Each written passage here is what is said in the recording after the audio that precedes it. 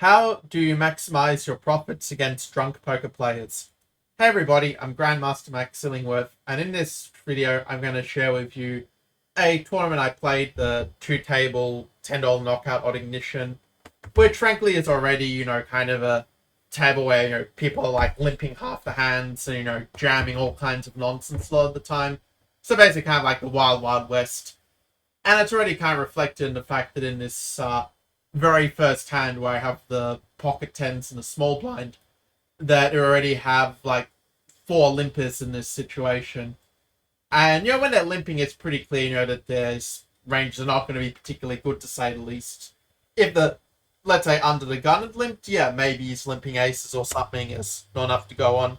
But a lot less likely they're limping a monster hand when they do so from a somewhat later position, let's say.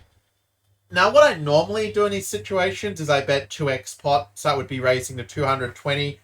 But then I just had this feeling that, it's, well, just after Christmas in Australia, but still, Christmas in the US. So I figured, okay, like these players are probably just all pretty drunk. Like it was, 7 a.m. in, 6 to 7 a.m. in Australia and Sydney at the time I played this. So like middle of the day or so for, for US time zones. I thought, well, I mean, I'm probably still going to get called if I bet 3x pot here. So I just said, you know what, screw it. Let's not go 2x pot. Let's go 3x pot to 340.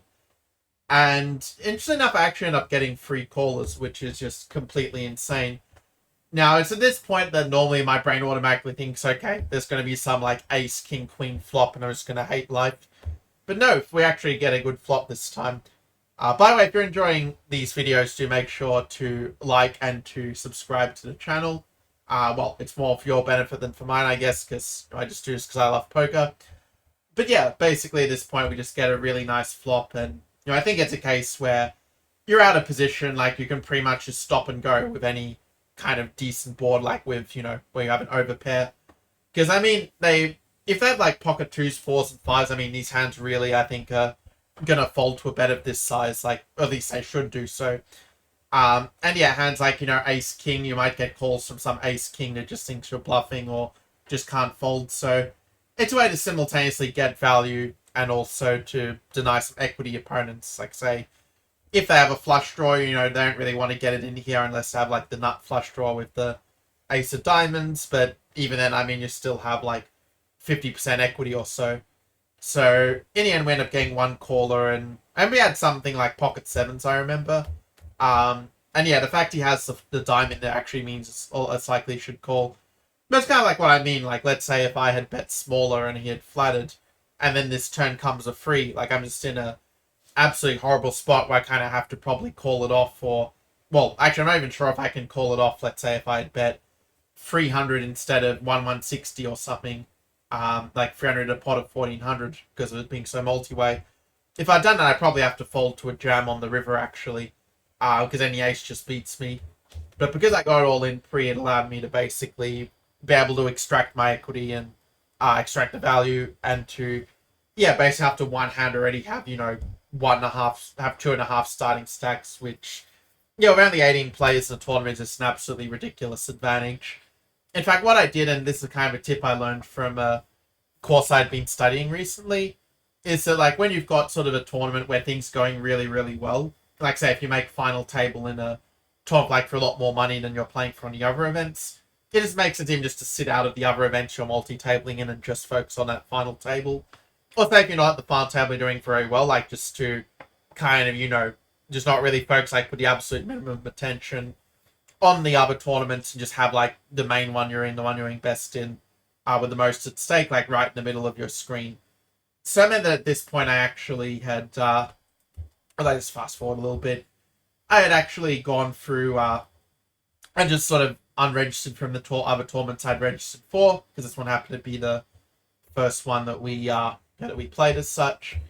And it's showing you a little bit of these hands, like just so you can sort of get a feel for how these players kind of play, so that, when some situation comes up, you'll have similar data to what I had in a given situation. When this guy bets river, like he basically has a jack here. Like if he had a bluff, he'd probably jam because he thinks it'd be very someone to call. Yeah, it is just basically Jack X, or he has a full house in this instance. This one, yeah, pretty easy fold betting. And yeah, you can see again, they're all just like limping every single hand. It's like just a complete cancer of limps. And yeah, then they just go like completely insane in this board. And it's just completely ridiculous, like the way this hand played. And it really gives a pretty good idea of like how bad these players are. That this guy is like calling just with a pure nut flush draw, nothing else, only 20% equity. And these two players already have the straight. It's just like very bad play by both sides on pretty much every single level here, where none of them really deserve to play the game. But as it happens, it means that we're second in chips because this guy just got 2 stacks through basically pure luck as such. And yeah, obviously, when these guys are limping, monotone, if they bet here, they're going to have like a decent pair or better, like king or better for the most part. Although a lot of these people also just bet like just a min bet of 20, just, because they don't really understand poker at all. And yeah, in the end, the guy did have the jack sort of pocket force kind of just owned themselves. Remember, I thought this was a very weird hand when I saw it. I realized this guy's, just basically going in with any sort of pair as such, like just betting or calling with just, any pair literally. So, yeah, we have another one, goes heads up, very rare heads up pot. Not much to see there. Let's fast forward a little bit to get to maybe some of the more interesting hands. I think something weird happened in this one from memory, but forgot what exactly. So I have some call. Yeah, I mean, the fact that they're all limping is... Well, actually, the fact that they both called. Yeah, I mean, the hijacks has such a big range advantage here. Like only, Jack 9 is really sort of beating the, this guy's range at this point. And yeah, at this point, any Jack is good, and I think it ends up being a chop from memory. I don't know, this guy, like, I mean, it just doesn't make any sense. Like, what is this guy calling with at this point? Like, even Ace King is a fold, because, I mean, every time that they bet on this kind of river, like 4 to a straight, they've always just got the Jack, pretty much, in these sort of tournaments. So, yeah, this was just, like, very, very badly played. Like, I mean, it's the thing, though. You're seeing these guys are literally just giving away money. Like, it's pretty much a case where if you don't like these tournaments and you basically hate money and hate free money. So at this point, we have a similar situation, but not quite the same as the first hand of the tournament, where we have a guy who's raised in early position. It's okay, he's probably got a decent hand. He's not, like, just opening any 2 cards as such. And then we have a flat here by a guy who's just flatting everything. And once again, it sort of occurs to me, well, why not just make it free X pot? Because they're probably going to call anyway. And that is indeed what happens. This guy calls. And yeah, you're not going to believe what hands these guys have. But I mean, at this point, when you've got basically one SPR, I mean, you're just going to be jamming all your overpairs at this point. Because, I mean, it's going in no matter what. And if you put it in like this, at least you sort of, can get like some flush draws potentially to fold. Like if they think you have a better flush draw or something. Get just kind of basically denying them equity. But you can guess what happens. This guy goes in for 720. And I think, okay, he probably has some one pair that's just garbage. This guy calls, and I think, okay, like, I don't know why the hell he's calling at this point, because he has a whole deck in his range. And what ends up happening is just, like, completely ridiculous. And it sort of shows you, like, the fact I did really well in this tournament despite getting absolutely cooled, where, pocket sixes, like, the guy just flops a set with a hand that should just be folding to a better bat size, on the pre-flop, like, when I bet free X spot. Like, I'm not doing this with garbage hands. Like, only hand he beats there is Ace King and maybe Ace Queen suited. There, everything else he just is getting completely destroyed by. But the really ridiculous thing, and like this is what I mean about how terrible the vast majority of human players are at poker. This guy is like calling the bet and then calling my like big raise with like 8-5 suited. Like anyone who like does this just doesn't deserve to play poker. But yeah, it's sort of funny because they end up having like a full house. So yeah, the whole thing is just like completely ridiculous on every single level here at this hand. And yeah, I mean, as you can imagine, I was pretty annoyed. I'm just like, yet again, I, get punished by people who are playing absolutely idiotic poker. Anytime I'm getting rewarded for their mistakes when they play against me over and over again. But yeah, before I could get to that story, I just kind of realized, okay, this guy is limping every hand, so his range is very weak. And there's sort of a situation where, like, I'm not really in a position to kind of get the $10 knockouts from anyone except for 847 over there. So I'm just like, screw it, king 6 has decent equity, let's just jam as a bluff. I find like these low suited kings do actually make decent kind of free bet jamming sort of hands as such, or free bet bluffing hands. So I decided to do that. This person, the big blind, ends up calling. And yeah, finally we get a little bit of good luck to turn things around. We do end up, getting 2 pair and and taking out his ace-9, which yeah is a better hand, but not, well, it's still like fairly close to a flip, like 40-60. But yeah, it means at least I sort of went back to a somewhat acceptable stack.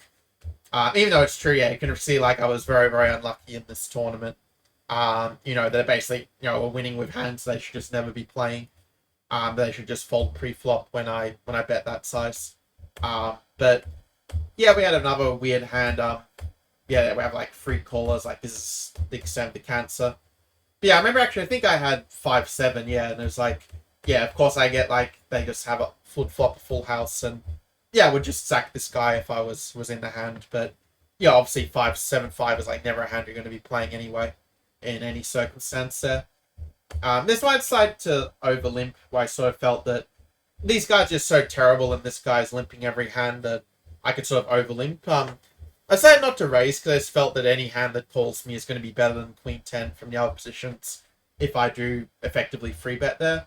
Because I always treat the limp from the very first position as a raise, because that's typically going to be a pretty strong range, unless there's really bad players, which I guess is the case for every single person in this tournament. But yeah, that's also where the profit comes from in the long term. So we make it a small bet of a third pot, just because it's so multi-way, you're going to size down a bit. I mean, we're pretty sure we have the best hand when nobody raises, and yeah, when they check, I mean, you just are betting for value, and I figure, okay, I want to try to get in stacks by the river, so let's size up here and bet with a 2 pair, but the fact that we block the top pair and second pair does, make it hard for him to continue. So yeah, maybe there's a way to win more in that spot, but I did feel that, if I check and it's an 8 or a 9 that comes, or a jack that comes on the river, that is just like really kind of yucky if I bet and they raise. So as I tried to fast play, and yeah, they didn't have anything to pay us off with in that time, but they did kind of pay us off with all the limps and the flat and the on the flop. So I guess, we did somewhat get paid. Yeah, the Queen 8 suit is a little bit spicy. I think at this time I was looking at the spats and saw that nobody was really free betting properly in these in this tournament. Like, even the guy to my in the big blind only free bet like one hand, and no one else really free bet other than me. So I figured, okay, I can probably get away with an open in this case. And then this guy just like free bet jams out of nowhere. Pretty clear he was very tilted, and yeah, obviously we fold. This guy like limp calls, and again, like when you have someone who flat calls, in this case, like, it's very clear that they're not a good poker player whatsoever. It's just not a thing ever. And then the guy like almost kind of, I'm not sure even if it really is karmic justice to punish someone who's flatting ace queen, but the fact that he's sort of jamming with king 6 suit, I'm not sure he deserves to be rewarded either. I mean, frankly, they both deserve to be stuck in, the hellhole that is low stakes for the rest of their life, because these players are never going to ever be half decent at this game. It's just a fact of life. So yeah, with the 10-8 suit, it's a hand that plays reasonably well, so we can just even out of position, so we just check it. And yeah, I decided to check. I mean, I think it's a case where checking it is just fine, because if you bet, you're probably only getting called by better hands most of the time, and in flush draws you're not even really that far ahead of anyway. And the fact that you block like the gut shot draws with the 10 in your hand, like blocking Jack 10 and 9-10, does mean if they raise, you're kind of leaning more towards folding, and yeah, kind of sucks if you have to fold out your equity in that case. So we do bet small, this guy calls, and yeah, at this point it just ends up just being a check. Like, if you bet, you're only getting called by better hands. We get a showdown, and yeah, this just like gives you an idea of how atrocious these players are. Like, ace queen, like, you would have to put a gun to a half competent player's head before they don't value bet ace queen. But as you can tell, this player has a very intense hatred of money. Probably he does like the Joker, and gets a big stack of money, he just burns it and dances over the top. Because that's effectively what you're doing when you're only call with the ace queen on the turn and then check the river. I mean, the flush draw is such a small part of their range, but I mean, these guys think the range is like a golfing range or something, Anyway, we have some cancerous multi-way pot, and again, this is not a side you should ever be using in this spot. It should be maximum 100, probably actually 50 to 70. But of course, these guys have never used a solver in their life, so they don't notice. think I had 3-4 in his hand. I'm just like, yeah, this is just hilarious that, 3-4 now makes a straight. But it sort of gets a little bit tragic when this guy just jams. I'm just like, damn, I would have just won like his whole stack here. But to be fair, even 3-4 isn't loving it. Like, he could have 9-8, he could have full houses, but yeah, God knows what he had. He probably had like a 5 or something, like 5x, but I mean, it's very hard to put these guys on a certain range because they never play the hands the way that they are supposed to according to the solver or even in a good exploitative way. Yeah, the Queen 6 opens a little bit loose, but when he's opening 87% of hands, it is basically a value bet. Again, I didn't want to raise because I felt if they, like, these guys free bet or jam over me, I just have to fold, which really sucks. And I thought, okay, let's just play a flop in position, and yeah, when they both bet, we know we're beat. These guys continue again, and I mean, again, there's 50 bet, like, you just don't bet 50. Like, if you're betting 50, I mean, you don't really deserve to play poker, frankly. And yeah, he's doing it, like, with a top pair as well. I mean, this guy, like, obviously doesn't know what a value bet is. Like, he just is just going so thin with these bets. Like, it just makes absolutely no sense. And it's especially, like, weird when they do it in the double up turbos, because, like, you're getting an amazing price to call, but then, if they're doing it with top pair and you, like, call down with second pair, they just manage to, like, take you down to a short stack with their idiotic play. It's like, they're on the Titanic and they're going to, take you down with the ship because they have no sense of self-preservation. Like, okay, you may be, I'm never going to be as successful as you are at Life Max, but if I can take you down with me in this poker table, well, I'm going to enjoy all the power. And you can see these guys, in fact, these guys even fought at bluffing and played so straightforward. It sort of makes them ridiculously exploitable. Like, they obviously don't know what a bluff is, as much as clear. This guy jams, not much to see here. Yeah, we have some multi-way.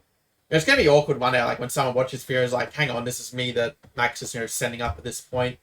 But, it's all in good fun, right? I mean, it's the thing about anonymous games is, like, it also, while the terrible players can hide behind their, anonymous account and, make extremely stupid plays without having to be taken the task, it also means we can also have a go at the anonymous players because it's not like we're hurting anybody's feelings here.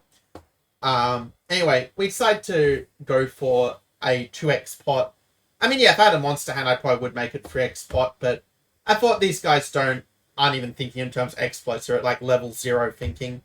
So let's just get the call. Let's take it down post-flop and just win. And yeah, this hand was actually kind of funny in a way, where, like, I just bet. And this sort of thing, like, if it was any of these other plays, I would just bet 800 or jam when the king comes, because, they're already, like, getting super excited down there at this board. But yeah, we just can use the same size just with range at this point. Where if we're able to just bet this with virtually all our range, it makes us very hard to play against. Because they're going to be calling us in with some, like, Queen X or some Jack X when we have the ace high. It also means they're going to pay us off when we do actually have the joint. So 300, and then the guy just folds. So I was hoping to get a bit more value, but I mean, the fact that he called the 2x pot, we can see we're getting that value pre-flop and just really, filleting the fish, as I like to say. I mean, already imagining the sashimi knives, cutting them up, dicing them up, and, kicking them on the way out, letting the door hit them on the way out, all that good stuff.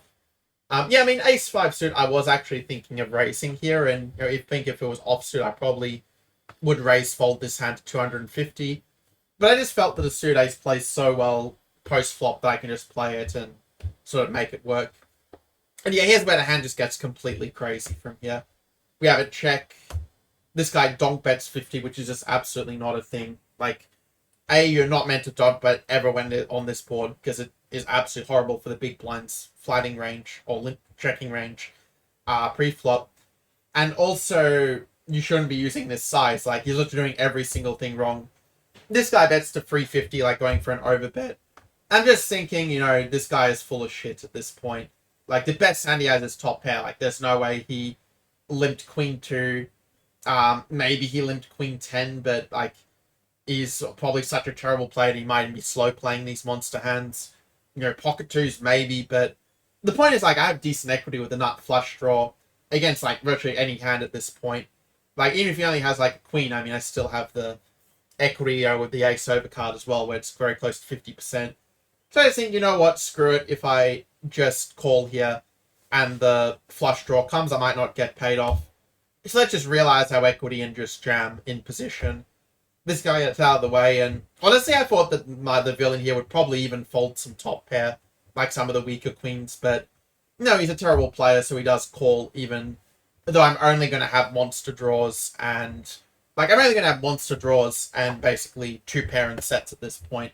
That's pretty much a whole range. Like he's the only hand he's competitive against is like the flush draws, like the nut flush draws, and yeah, when it comes in, obviously we laugh at him and say, you know, this is why you don't deserve to play poker because you think that your queen five is like a big favorite in this spot because otherwise you wouldn't call. But anyway, he was left to lick his wounds and go drink his sixth beer because that's the only explanation for why he'd be such a terrible player is that he's drinking so much because you just never overbet with top pair. Like, it just doesn't make any sense whatsoever to use that sizing with, you know, top pair weak kicker because you're always, yeah, dominated or running in a two pair of sets or into a monster flush draw that you're not even really ahead of anyway. So it was kind of nice to deliver some justice and send him into the back into the hellhole. So on this flop, yeah, I mean, this guy decides to check. I mean, this is the sort of thing, like, you just have such a ridiculous range advantage over the blinds. Like, you just bet with range at this point. Like, just bet, like, min bet every time. But this guy doesn't know it because he doesn't know the first thing about the game, so he just checks it down. And, yeah, we end up having this guy with 6-5. So, this is what I mean. The guy is, like, limping 6-5 in the low jack, like, very first position. So, we've got people playing, like, hands is terrible. You know that you've just got a dream game where, frankly, you can probably have an ROI of 60% where when you're maximally exploiting them. Maybe even 100% when it's at live. Like, that's literally how terrible these players are, and it's a reason why I raise this hand that normally is just a fold. Because I think these players are so terrible, I can actually play, like, garbage rangers and still beat them. That's the beauty of this. In the end, we just check, and yeah, we just know that we're beat at this point. Probably, you know, hit the queen, we're blocking the, you know, the flush draws, we're blocking the gut shot straights with, like, the ace-jack, ace-10. So this is just a very easy fold at this point. Always nice when they tip their hand. Like, yeah, he thought he was such a genius using a tiny bet to get value from a 4, but we're not falling for that because we're not complete idiots like everyone else on this table. So we check, and it checks through, so we figure, okay, we are only going to get called by better hands if we bet out. But here's where I start to do something a little bit funny and just do a min bet. Because I just sort of have this feeling, you know, that these guys are just, like, so terrible and this board's so good for my range. They might even call me with a 2 at this point, or with, like, a King X or something. So I just felt these guys so terrible I can even bet very thin for value, but in the end, yeah, they just have nothing and just fold. To be honest, that 100 bet probably is not a good idea, but yeah, I just wanted to really, you know, rub it in their faces. Moving on to the next hand, yeah, we have a King 2 offsuit, which we do fold, maybe a little nitty, but yeah, I just felt that, you know, we're close to the final table and there's no need to kind of, like, play super speculative hands. This guy ends up having Queen 6, so yeah, it's whatever. Yeah, this one just a fold of the diapers. We have a actually not a multi-way, just heads up. And yeah, finally these guys played in a somewhat competent way, but you know, it wasn't because of skill, it's just because he always bets 100 on every single flop because he doesn't know anything about bet sizing. This guy then leads out and cut off. I mean, he limp called. So, like, again, limp calling, like, what are you doing limp calling? Like, it makes up 100.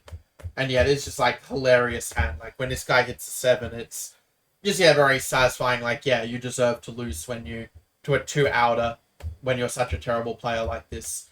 After this, yeah, we basically had, you know, just people doing weird stuff, like having some cancerous multi-way pot where, you know, betting 700 is just not a thing here. Like, maximum bet size should be probably half pot, maybe even 33% pot. Yeah, it's just terrible. Yeah, and then this guy uses a 2x pot principle. Nice to see that there's someone who has a vague idea of what they're doing, or maybe they're just lucking out and happen to have aces. Whatever the case may be, this does go all in, and we get to see pocket 10s against 6-9. I mean, like, 9-6-2, like, come on, it's a 5x raise. Like, what the hell are you doing? I mean, people like this, yeah, they just don't deserve to play poker at all. So, anyway, this guy limps, and yeah, he limps everything, but I do think he's maybe being a bit trappy, so we do just check here. We checks again, so he probably has garbage. So we just bet out with Queen High just because we can barrel on a lot of bluffs. Like if it's like an ace or a 10 or a 9 or a 7, we can lead out on pretty much all of these cards, even a 5. So in the end, he just folds to have a 100 bet because we just massively exploited him. yeah, this guy goes 200, and the fact he hadn't played a hand, even though it's only 3 hands, I thought, if we're free bet here, we're only free betting as a bluff, so I felt that it made more sense, given that we are the chip leader, just to call and to, play a hand that plays pretty well post-flop. This guy bets 100, like, this is just absolute cancer. You never bet 100, like, it makes no sense, and this guy should just be raising with range to really rub it in this guy's face that he doesn't know the first thing about the game. Of course, we're getting the right odds with 2 overcards. We check. They all check because they don't know what bluffing is.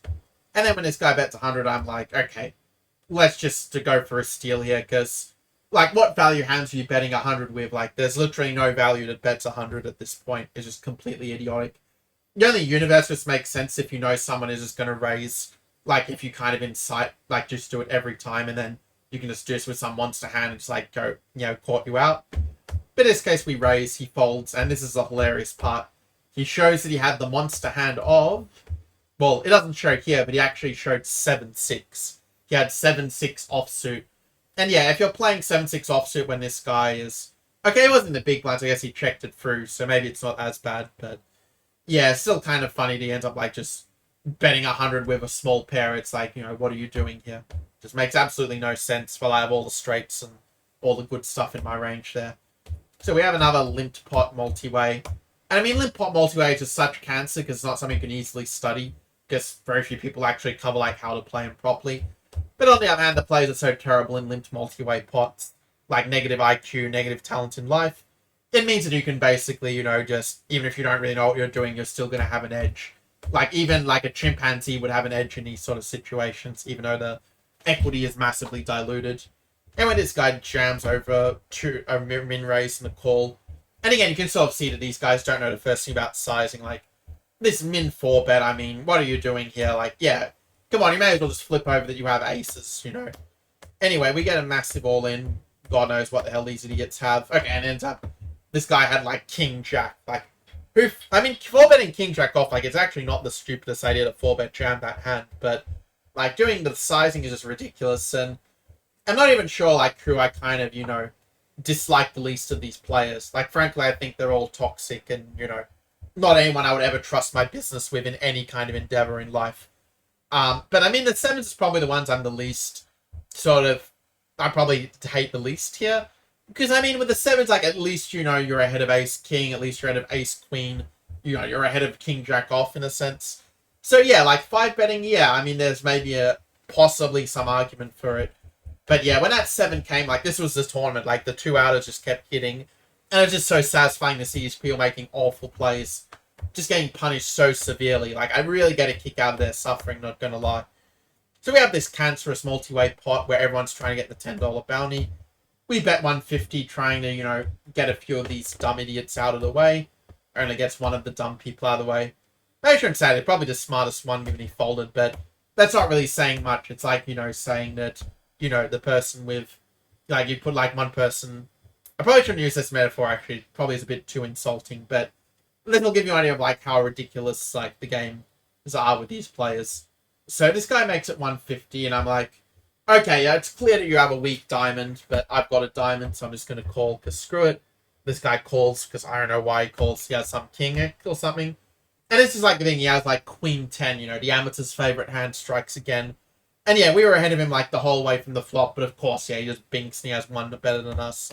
I mean, it's I think like now this guy is sort of a bigger stack, and yeah, looking at the stack size is one of the skills for these sort of tournaments. We can see we're now third in chips. There's definitely reason to be a little bit nervous, thinking that all it takes is one of these dumb idiots to call one of our jams, like play with ace king with pocket freeze and then hold, or the other way around. Because, these guys don't know what ICM is. Like, they think that ICM is, like, some kind of, like, potato chip. They think that GTO is, like, some, I don't know, some kind of, Grand Theft Online or some game like this. Like, this is the sort of level that we're talking about of thinking as such. So, in any case, here we have, like, 150 bet. Which, yeah, is actually quite stupid. You should just bet, like, 400 plus. Bet makes absolutely no sense. This guy calls with the entire deck. We have a check. This guy checks as well because he only knows how to c-bet. It's like, a one and done. Like, he has one tool in his whole arsenal. Knows nothing else about the game. And so the ace 10 ends up holding because this idiot doesn't know to bluff on when this guy checks on the turn because his range is capped. I mean, a bet of 1200 would just be totally normal in the small blind, but yeah, they just don't know what they're doing, and in the end, the ace high wins. Again, kind of just a funny hand all around, that the big stack is just a completely incompetent player. Always good for a laugh. Nothing happened here. We have a min raise to 300. I mean, it's almost like trying to do the thing like in what was the film, The Matrix, like just bringing the hand come here as such, trying to win sight. And I'm like, you know what? I'm not falling for your min raise with pocket aces, because you never raised a hand in your whole life. Well, he raised one hand before this, but I mean, yeah, he may as well just put his cards face up and just show he has aces at this point. This guy doesn't fall for the second barrel, though. Says, I can't beat aces. I'm going to fold here. But yeah, that's the level of thinking these players have. Like, they think they're so smart, min-raising or limping their aces. I think they're brilliant, saying that, I'm going to 3x the raise with queens because I'm going to get paid. Like, dude, just flip your cards over, pre-flop. Like, it may as well have the same impact. The Jack 10 here, this guy has been raising a little bit. So I think, you know what, we've got a good enough hand to flat. This guy ends up folding. The best move he's made in the entire tournament. In fact, the guy didn't even know that he had a fold button that was working. And yeah, this guy ends up checking, so we kind of know his range is pretty weak, because these players are never protecting their range. And that's why we're able to lead out here and just get them to fold, because they're not checking the good King X. And I mean, a good King X should bet, because flush draws and straight draws all over the place. You should just fast play there and the other guy's spot. But, we had some garbage ace high and we take it down. So, yeah, sucks to be you, punk. So now we have the Queen 9 hand. Oh, this one hurts a bit. I mean, this one, yeah, because this guy is only limping, playing 27% of hands in its first position.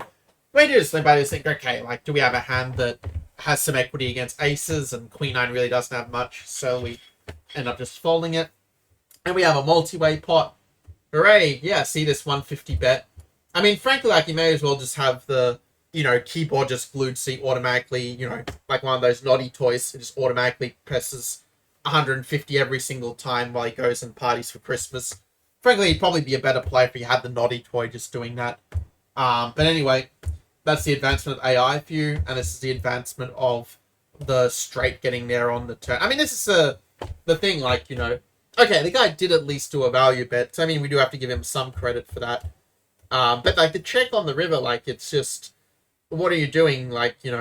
You can bet you're going to get called by a 7. You're going to get called by a king because this guy's so terrible at the game. I mean, even an ace might call there because he just doesn't know what the hell he's doing. But yeah, he could have got so much more value in there in that spot. I mean, you have to put a gun to someone, like a pro's head, before they don't value bet in there. But yeah, in this case, we fold the ace 4. And when we are the second biggest stack, or third biggest stack, so you could get away with a raise there as exploitably, but you know that these guys don't understand a thing about ICM. They're just going to jam with their King 9 or whatever the hell they have. So, for this reason, we do decide to fold and, let this guy have it. So yeah, this one, yeah, we've got another limped pot. I mean, even the word limp, I mean, how can you consider yourself a man if you, limp most of your hands? I mean, it's all like a joke I kind of have made in the past. You really think this is what excites women? Do you think a woman's going to get excited because you limp 80% of your hands pre-flop? I mean, I don't really think so. You'd have to be pretty messed up to, get turned on by such a thing. I mean, unless you're, of course, you're just filleting the fish over and over and you're taking all their money. I mean, yeah, that's something you want to get a kick out of, but that's another story altogether. So yeah, this guy ends up just jamming. This guy figured out, I'm now going to become Mr. Stop and Go because betting, the minimum amount every time doesn't seem to be working that well for me. Well, no shit, Sherlock. Neither of them call, and he does take it down, doubles up, because, I mean, what even happened with the pre-flop action? Okay, so he ends up just flatting and just jamming, it's a fun, hilarious thing, the most basic strategy you can possibly think of. It's something that, they were doing this, in 3000 BC, these kind of strategies, and yet it's the best strategies come up with so far. That's the hilarious part about it all. He's feeling, let's do some fancy play. And when he makes it 600, this is not the size you use here, except with a very specific part of your range. Meaning we have a very easy fold, whereas if he'd made it 300 or let's say 400, yeah, we could probably continue potentially. I mean, even at 400, I might still fold, because we just have absolutely terrible reverse implied odds. Just imagine that 10 of spades coming, you're probably going broke. Or someone's going broke on that card, that's for sure. But anyway, in this case, yeah, we just fold. A little nitty, but I didn't want to just have them jam over me. But of course, they just do a little limp fest. This guy leads out. Best move he's made in the whole tournament. We get the pocket twos, and that's where we get a little spicy and say, you know what? Let's just jam the twos. Like, it's a case where, where the fourth, only third in chips, all it takes is, one of these dumb efforts to win it all in against each other, and suddenly, we're risk not being in the money. So I decided to take calculated risk and say, you know what? Yeah, it's YOLO. And, these guys, if they have half a brain, they're going to avoid a flip so close to the money. But even if they call it, it's with ace king, ace queen, and if we win a flip, we're in a very good spot to win the event. This guy does end up calling with ace king. We can't really blame him for, or with ace queen, sorry, not ace king. I mean, yeah, you can't really blame it for ace queen. Like, it's a very close spot. Like on ICM, maybe it's a fold, but yeah, I mean, I'm going to be jamming a little wide in some of those spots as the biggest stack sometimes. But in the end, yeah, we do manage to hold with the twos. That the million outs that they have don't come through, thankfully. And with that, we now become the chip leader, and that's where some of these calculated risks come in handy, because it's just such a ridiculous advantage to be the chip leader on the bubble if they care about ICM. But we already established that these guys not only don't care about ICM, they don't even know what ICM is. So this guy ends up taking a drink out of his beer bottle, like he's probably having a bit of Milwaukee's Best as he makes that raise, because that's a clear tell of strength along with the 3x raise he used. Yeah, queen 5 folds. We have a massively limp pot. This guy donk leads. I mean, the donk lead's actually not that terrible, but it's really more something that the big blind should be doing. And then he checks, so you can tell he was just terribly weak. Like, if you have any piece of the board, you can just raise in this spot, because they're just that bad. This guy ends up re-raising, so this becomes very hilarious. 1600, does he jam? No, he folds. I mean, yeah, I have no idea what hand these guys had. I mean, this guy probably has had a 6 because he played it so face up. I mean, if he had 3-5, that would be pretty hilarious. But I think 3-5 would play it differently. I think he just has 6 every time in this spot. Or some lucky full looped full house of 2s or 4s. But yeah, that's roughly the range. This guy does a limp, and then, nah, I'm not going to fall for your trap. But this guy does. He does the limp call, because that's a way to really show how manly you are. And then he folds, just donates the money. I mean, there are much more worthy charities than that horrible player who gave it to, but, we're not going to judge. We bet 200, this guy raised, so I'm like, okay, when you raise to this size, it's clear, two things are clear. You don't have a good hand, and you know absolutely nothing about poker. So we call, figuring we probably still have the best hand, and after the 6 comes, we know we're golden. And we do the overbet, because we know a king is calling, we know he's so terrible and doesn't know anything about pot odds, or, odds, equity odds, that he is going to call, like, with any flush draw, because he's just that terrible at the game. But he does ultimately fold, and, we don't hate taking down the pot, even though we were a million miles ahead. Because now we're the big stack, and with pocket 10s, we do the min raise. If you do 3x, you're just basically playing you're showing, like, what cards you have, literally, to the opponent. So you want to balance the sizing, you want to make it 2x. And we get the worst flop known to mankind at this point. This is just going to be... I mean, actually, I could check this as well, but it looks so weak, like a tiny lead is a bit more effective. Like, we do have the backdoor royal flush draw, backdoor gutter. But at this point, this is just a pure check. Like, I just want to get to showdown at this point. And I was kind of shocked when I see this guy has, like, 10-7 suited. It's just, like, hilarious at this point. I mean, that should just be a fold or a raise. He should never call with that in the small blind. Just terrible play, frankly. Especially when you're just so close to money, and he's a short stack. And we end up folding, everyone else folds, he picks it up, sending this guy even further down the gutter. This guy makes it... Well, we decide to go for a min race. This is one where, like, if this guy calls, like, jams, we call. If the others jam, we probably fold. But this is just really a pure steal, and the steal does get through. We get to over that 10k mark, and it's... When you get to 10k, you can sort of say that you're kind of half decent at this game, basically. So anyway, at this point, we check. This guy bet such a ridiculous overbet that we know our 7 is no good. We block the flush draws, so easy fold. Thanks for telegraphing your ace-king that you limped like an idiot there. So yeah, after the 600 fold, this guy called. And it's thing, like, these guys just giving all the chips to each other.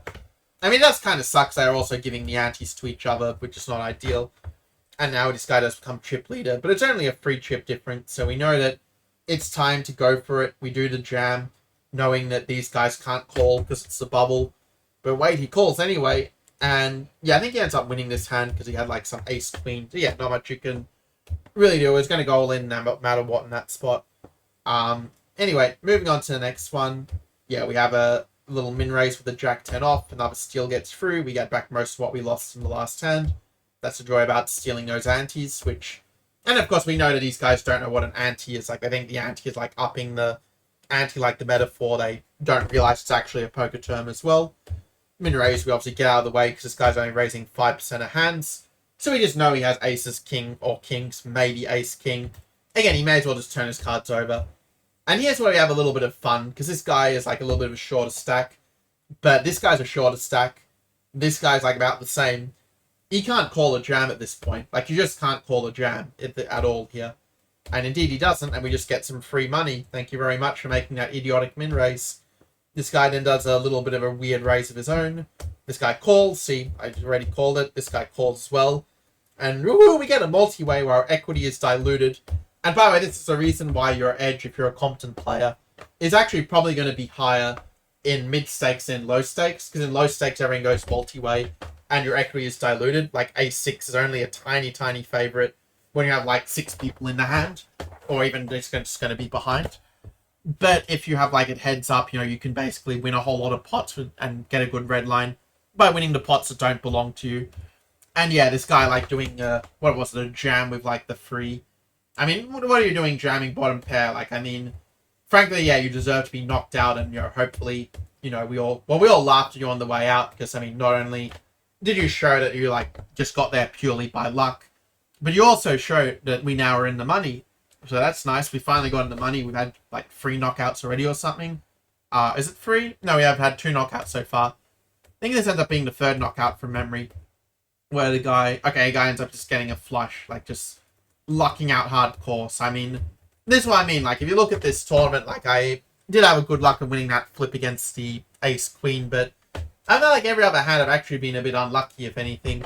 And basically, the fact that I'm sort of still the second biggest stack, even after running quite badly in this tournament, already kind of tells you a lot about how weak the players in this field are.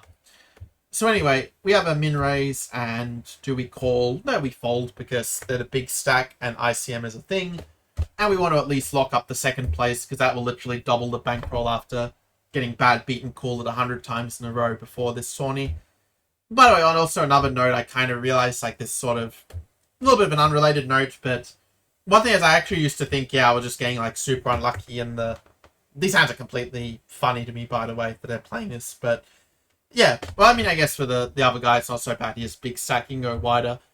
But, like, the thing with these tournaments is that, like, I used to think, okay, I'm just getting very unlucky, but as I sort of studied the turbo format with some different courses, I actually realized that, you know, I was making some strategic mistakes where, you know, on a Nash it was correct, but I wasn't sort of factoring in, like, what the different mistakes of my opponent actually meant in terms of, okay, when they're going 3x, like, you know, they only have queens plus or ace queen plus, essentially, or even ace king plus, or realizing, for example, that, you know, when they make this bet, like, they're just never finding bluffs when they're free betting this sort of thing. And it allowed me to play very differently. Like, in the past, I might have free bet this hand and just, like, thrown away second place. But because of this, I was able to be a little bit smarter. He bets 800, and yeah, I basically, like, I could raise this. Like, I think if ICM wasn't a factor, this would indeed be a raise so that we kind of deny some equity from flush draws and such. But yeah, in the end, actually, we won't really deny from flush draws, certainly from, like, the gut shots and this sort of thing. Awesome backdoors. But yeah, at this point, like, we're just going to check call here. This guy plays it very passively. Like, yeah, we could potentially get more value, but I think when the 8 comes, like, it's 4 to a straight. Like, if he bets, he just has it, and if he checks, we are almost certainly good. So it's kind of the situation we want to have there. And at this point, yeah, we have King Jack. We do a raise. This guy jams, and I mean, yeah, the guy has not done a free bet once in this whole tournament, so he just basically has aces at this point every single time. Because we block kings, so we just fold and let him take his aces back. Anyway, there, yeah, we just got garbage. This guy folds. So we just have a lot of ICM stuff going on here. These guys, you know, dramming and jamming, as you're kind of meant to do in these spots. We decide to limp here because, yeah, basically, we don't want to go into a big pot, and yeah, we're just going to fold if this guy raises. That's a spot, yeah, we've got a chance to try to do a little bit of damage, and this point we know that we're screwed. Like, we know he just has the diamond every time here, so we just fold. A little bit exploitative there. And again, very unlucky run out. You can sort of see how, yeah, it's just the case where we're the second biggest stack even after being very unlucky. in a lot of the hands in this tournament. Easy fold. So anyhow, here we get the aces. So always nice when they jam in you when you have aces. Because basically the last 100 tournaments I played on Ignition, like virtually every time I got aces, they just all folded to me pretty much. Like every time almost. Or the one time they did call, that would then suck out on me. So it's nice to finally have that not happen. I mean, when the fight, like when this turn comes, I'm just like, okay, I just know the guy is sucking out on me. Except he doesn't. The 4 comes and I end up winning and getting heads up. And you've got to love heads up because you know that anyone who's playing this tournament is an absolutely dreadful heads up player. And it's sort of a pity that you already, don't have so many blinds to work with here. Because it does limit your skill edge against the complete fish that we're facing. So this guy ends up limp calling with his complete garbage. And he just gets lucky here and, just happen to have like Jack 5 in this spot. Not much you can do about that, but we still live to fight another day. And this thing, like in heads up, like their raisers are so transparent.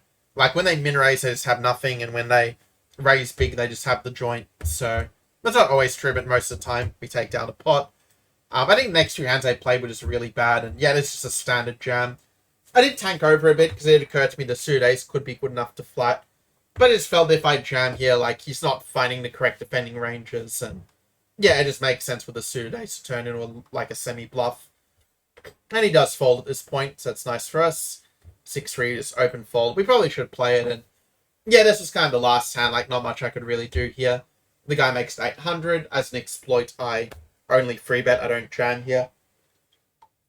Then this guy 4-bet jams. I figure, okay, he's got aces, kings or ace king, or just some random like 9s, 10s, jacks, maybe some like ace jack or ace that just got really frustrated, like ace jack suited. I mean, ace 10 suited is technically a bluff here, but I didn't call. And once he shows ace 9 suited, I just know that like he's gonna hit the ace. I just can feel it. And indeed, the ace comes, the queen doesn't come, and he gets very lucky first place, basically just by, winning all his all-ins. Whereas you can see that I was able to get second place, only winning 1 of flip, basically. I was able to win just by extracting massive value when I hit the board. And that's, allowed me to basically double my bankroll for this tournament. To kind of summarize, the way to really punish the drunk players is to, first of all, realize that you don't have to worry about being exploitable because these guys don't even know what the word exploit means. 2, that they're going to do all kinds of crazy things like jam with bottom pair, jam with the gutters. So you can then sort of call a little bit wider as well, like call with some top pairs to just completely fillet them. And also, you can really use the 3x pot. That's a really nice technique where if you know they're going to call anyway, just make it as big as you want. I mean, quite frankly, with those hands like kings and 10s, I probably could have almost just jammed all in and they still would have called. But by doing it the way I did, I was sort of able to do it where if the flop was bad, I could get away and still be alive in the tournament. And yeah, that's pretty much all for today's video. Hope that you enjoyed it. As always, feel free to, leave your comments below, your thoughts on the tournament. Try to make it a little bit more entertaining by sending up these players a lot more than I normally would. But yeah, I'll see you guys in the next one, and until then, take care.